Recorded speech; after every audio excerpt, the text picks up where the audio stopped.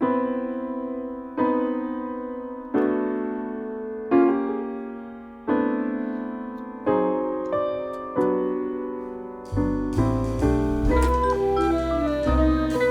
latest focus has been the canoe, which is an object of early America. And I put an ad in the paper to see if they had any abandoned rustic canoes. It's cold out here. It's chilly today. I got a picture of one that was available for sale, and I bought it. I like the shape of it. I added these wood burls. They grow on trees, and I bought a couple of them, and I put them on the boat to look more like a vintage canoe. And that's why they're an odd shape, but I kind of like that.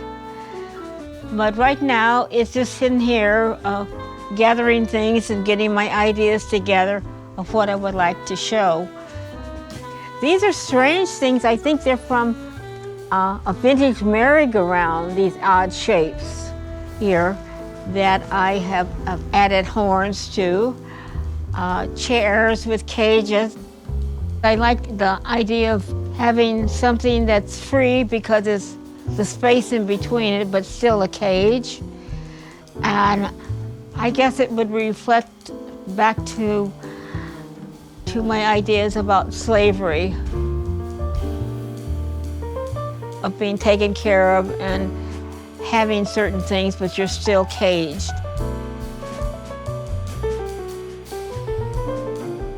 Like caged freedom in a way. I like combining manufactured objects with natural objects. Whenever we would move to a new house, I would first go to the trash to see what the other people, the previous owners, had thrown away. So I began collecting at a very early age, maybe like 4 or 5. Only it wasn't called collecting, it was just finding stuff, as my mother would say. And eventually that stuff became art.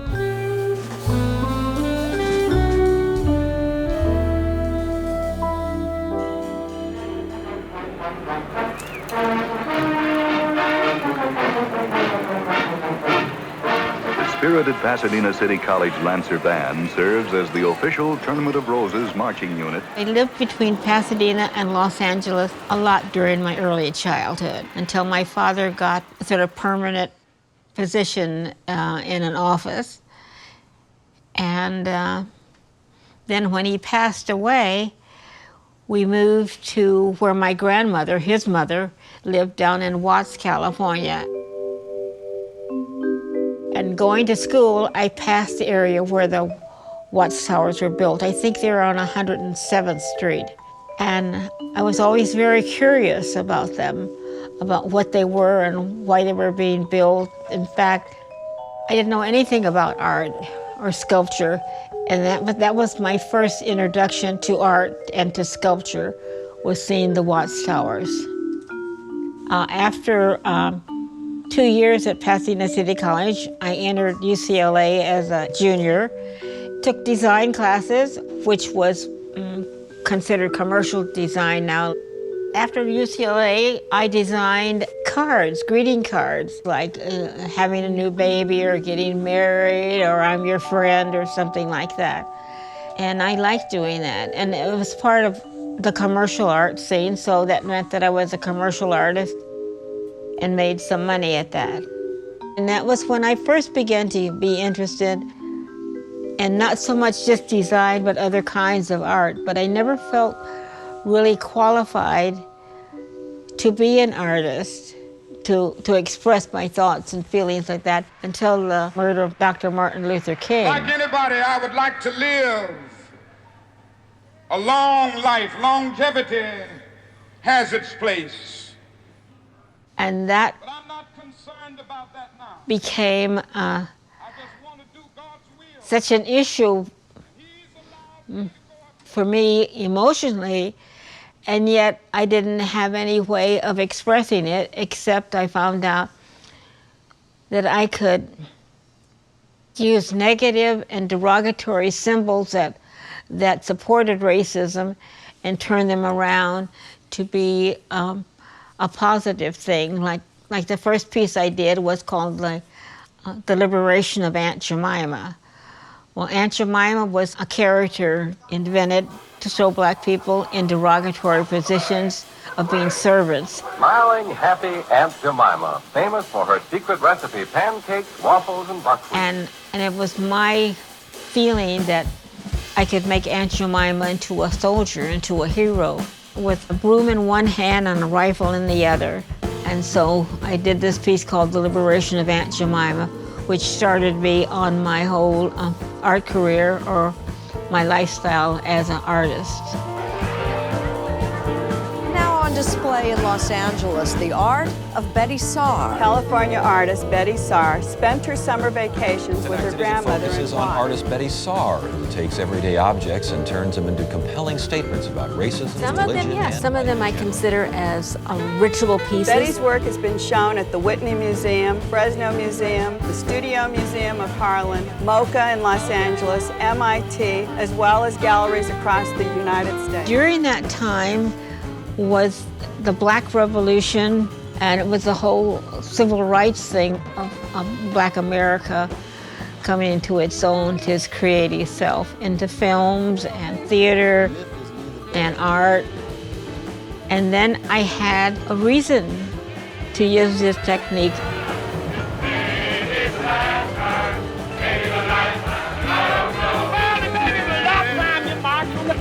Shells of buildings, planes raging out of control. We do not realize that the time is now, and the time will never People come. gonna get justice, and it's gonna be in the street.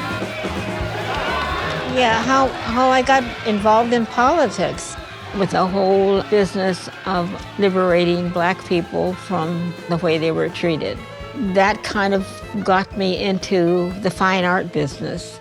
And for 3 years, I collected things to make collage and assemblages.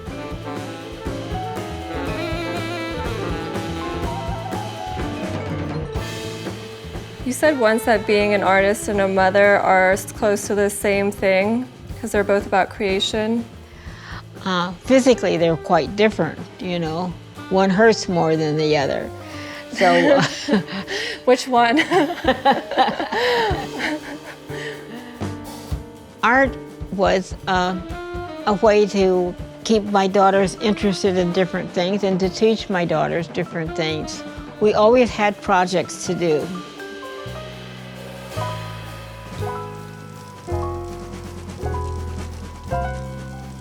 And I remember about the Huntington Gardens.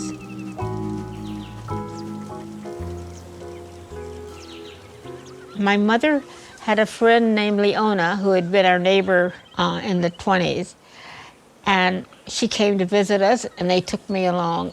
I was maybe like 12 or 13 at that time. It was enjoyable. It was enjoyable to see those plants. And later on, as an adult, when I went back, I could recognize some of the plants that I saw as a teenager. We're just out here looking for dried things that might work in there. And if there's something that you like this, we could also harvest. Oh yeah, this is perfect for that. The color especially. But see, when the sun and light hits it, it really turns yellow. But it has a wonderful branching form too. Yeah.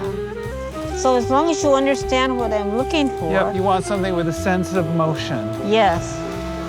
But nothing like that. That's too heavy. Right. And we leave the little ones on, and as we arrange it, we can cut them off and trim it. Okay. For me, it's important to use something from the ground. Yes. Because that's how it started. Yes. You know, Yeah. because that's what I remember so much from my childhood. I like this too. I like the color of that. But yeah, that's a good one. Yeah. See, like this one is pretty good down there. Is this an olive tree? It is an olive tree, yes. Gorgeous. Is that an avocado? And then I'll show you where we will be keeping this material. Okay, that's great. It's going to go on the top of the cart, I think so. And you have a place at the gallery where we'll get put all this stuff and you can come and work on it? Yes. Okay.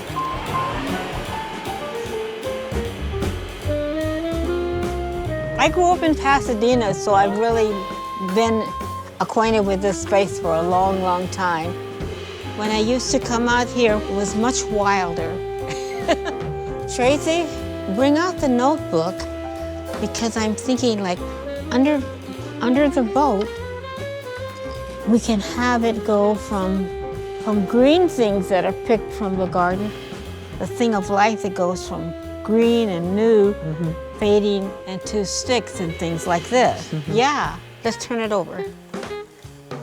Look at that color. That's gorgeous color. Look at this. We don't want it to compete with the boat.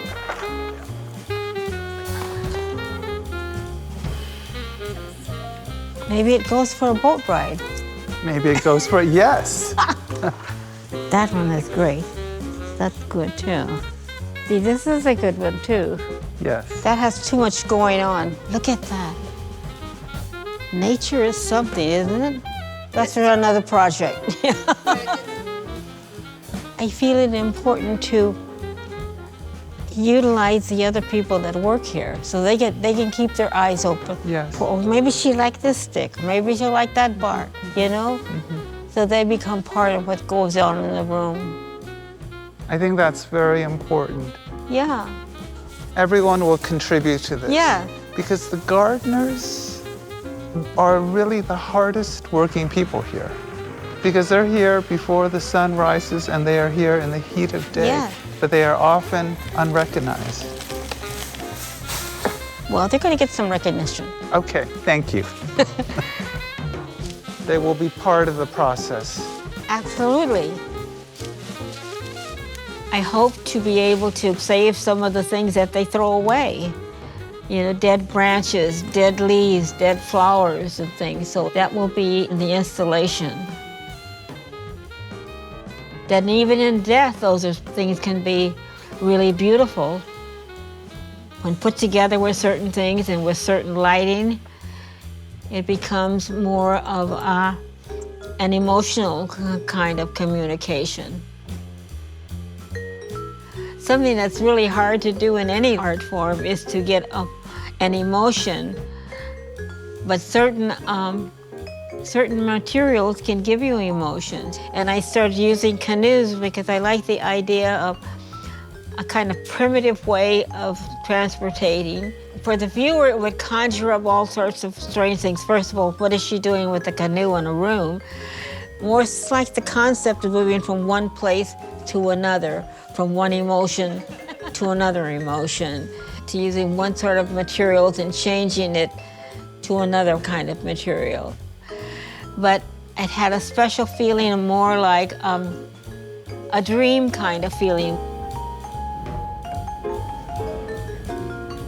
Betty, what's it like making art at 96? Am I 96? You don't look it. I don't know. I keep thinking, well, what am I going to make it when I'm 100? You know, I try not to think of the number. The number is not important.